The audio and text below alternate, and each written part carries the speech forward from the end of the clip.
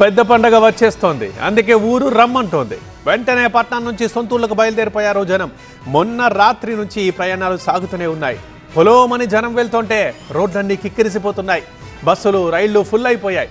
ఆ సంక్రాంతి సందడి ఎలా ఉందో ఇప్పుడు ఒకసారి చూద్దాం.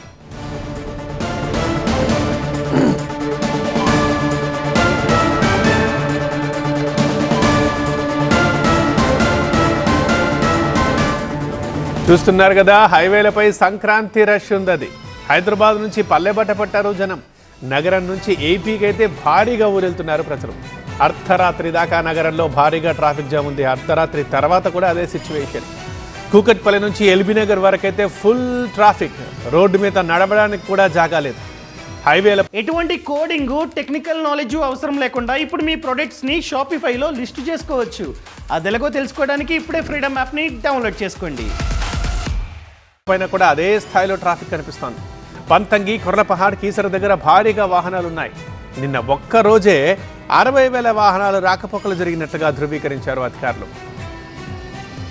రేపు భోగి, ఎల్లుండి సంక్రాంతి, ఆ తర్వాత కనుమ. ఈ 3 రోజులైనా ఊళ్ళో ఉండకపోతే ఎలా? అందుకే కింద మీద పడైనా సరే, ఏదో ఒకటి పట్టుకునైనా సరే, ఎలాగైనా సరే ఊరికి చేరుకోవాలి. ఇదే టార్గెట్. దీంతో దొరికిన వాహనంలో దొరికినట్టుగా ఎక్కెళ్తున్నారు జనం.